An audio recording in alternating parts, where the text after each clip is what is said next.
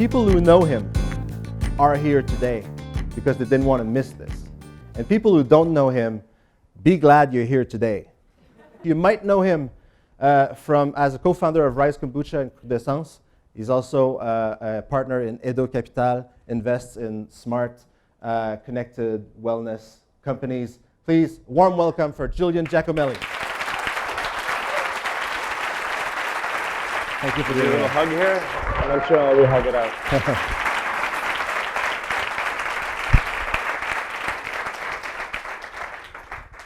Good morning, everyone. How are the mics? All right. So, no pressure at all. Half my family is here, half my childhood friends, and all the people I used to work with. I thought I'd start by engaging a little bit with you all. So I have 3 questions, and I only really need one answer for each, and I'm going to need someone to just volunteer up something. So the theme of today is risk. So I just want to hear one person tell me a big risk they took recently, or even in their lives. Just one, someone, you don't have to stand up, just someone out here. Who's got a hand up? Come on. You were all awake a few minutes ago. Oh, in the back, we've got one here. So what was the risk you took, please? Leaving my job to start my own company. Leaving your job to start your own company. Awesome. Maybe we'll come back to you. Okay. How's it going? That's great to hear. I love that. Okay. Second question is, and this is maybe a little harder, someone can offer up a risk, a large risk they might have taken but didn't. Do we have a hand? Do we have a free pass or maybe lunch for someone? Okay, good. Transfer to New Zealand. So you had a chance to transfer to New Zealand, and you didn't. Okay. And how do you feel about that? I'm okay because the reason why I didn't go is because of existential. Okay. Thank you for sharing. The risk was there was a chance to get transferred to New Zealand, and he didn't take it.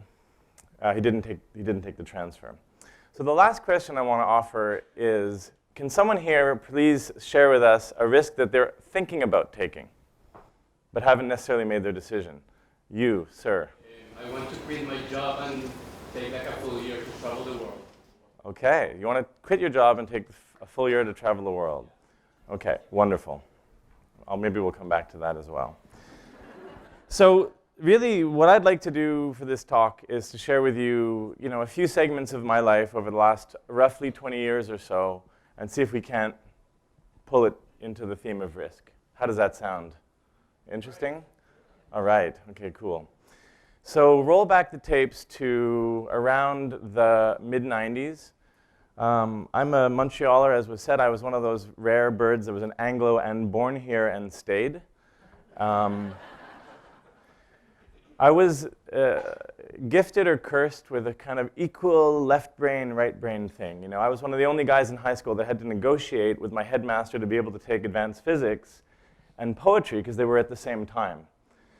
So as things progressed, I stayed in Montreal, and even though I had both of these sides to me, the sort of left brain one, practicality one, I ended up in engineering school, better jobs, what's you going to do with art? So I went and did McGill Engineering undergrad, worked in civil engineering, and I loved it. In fact, I noticed Jeff here from civil engineering. Glad to have him in the room. He helped me all the way through.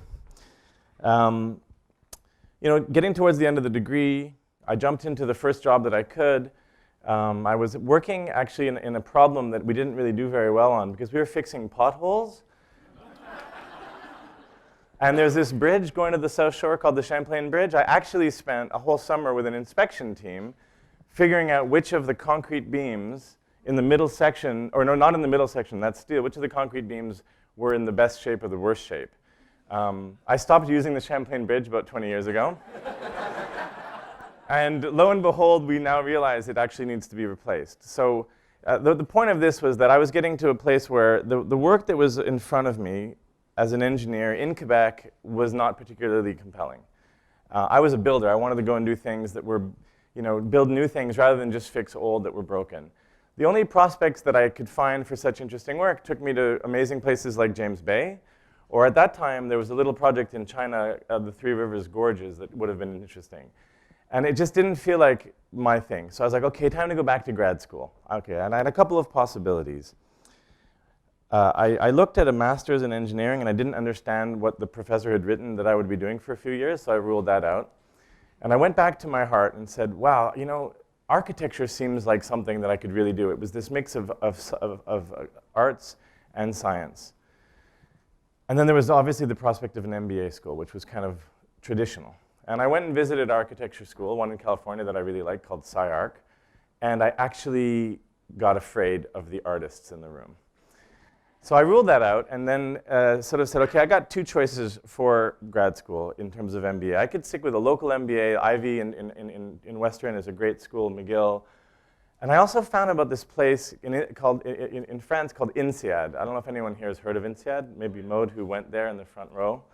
INSEAD's an English-speaking school in the French countryside, and it was a one-year program. And it was by far the most expensive school I could find.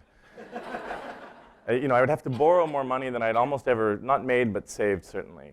And so I looked inside and decided, what the heck, I'm going to go for it. So I left Montreal. And actually, as it turns out, that was just after the last referendum. We have a history here, Robert, of trying to think that we wanted to leave Canada. And it's a recurring thing. So that was after the last referendum. I said, you know what, I'm going to... Don't do it. Thank you. I agree. But let's not get into politics, shall we? That's a risky It's a risky subject here. So I pack everything away, go into the French woods, and I spend a year with the most amazing people. Diverse, smart. You go from being at the top of your class to being, honestly, at best, average. Terrifying. I was on the younger side of the group. There was about 250 of us. Amazing experiences. It was like, the way I would describe it is every weekend you get a chance to say yes to something you'll never get a chance to do again. So it's like, okay, sure, I'll go rafting down the Rhone River with you this weekend because I'm not sure when we're going to get a chance to do that again. So it was like learning, eyes opened. I became a business geek pretty quickly. Before that, I was a construction guy, hard hat, boots. So it was natural for me to jump into management consulting. And about half of the INSEAD class in those days went to management consulting, and about half of those went to McKinsey, actually. I didn't get into McKinsey, but I got into an equally interesting firm that was a little bit of cowboys. So they were similar to the culture of McKinsey, but actually they had been just opening up a lot of international work. And so then the 2 subsequent years to my MBA, I had a chance to work with a group that no longer exists, but really helping some of the world's largest companies get richer. And in fact, it became increasingly apparent to me that the workload, which was, let's just say a really light week was about 45 hours. That was like the weeks off. And the combination of that and the kind of work that we were doing, for example, like I had the joy of helping American Express create the Black Card, which, again, from a business geek and marketing perspective was amazing. But when I took a step back and saw what I was doing until 10 p.m. at night and starting again at 7 a.m., working with and for a bunch of amazing, smart, rich white men, part of me was like, this isn't necessarily all that I am. And I remember one day in New York City, and this was 1999. Geez, 1 second, 10-second pause for Prince. I was doing a run in Central Park. So it was my 40th day in a row working on this American Express project. And we were staying Midtown, which is about 8 blocks from Central Park. But since I was that kind of guy and was stressed for time, I took a taxi from the hotel to Central Park to start my run. I mean, those 3.5 minutes and the smog that I could reduce from the walking in New York City was worth it. And I remember specifically I was running with a super smart young British associate, which was the level below us. There's sort of only 4 levels. The associates were really slaves, and I was the level above. I'd made it to consultant at that point.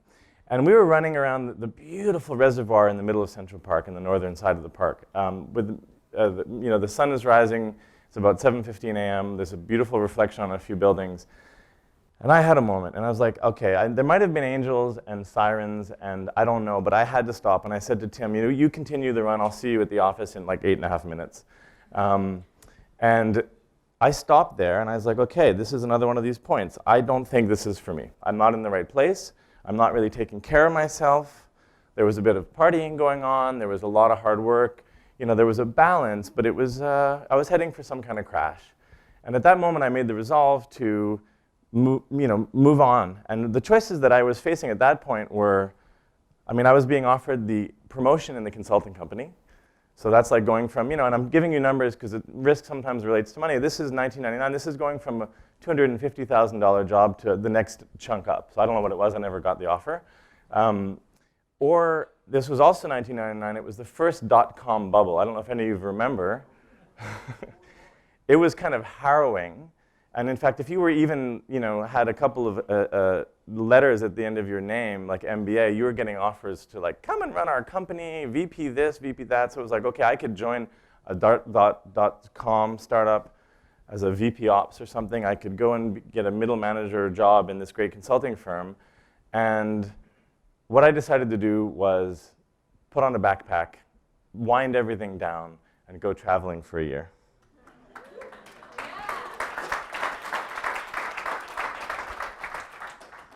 So chapter 3, so it's like 1999. I'm actually close to a paper millionaire because, I had made a few small investments in my friends' dot-com businesses. And of course, it was going really well.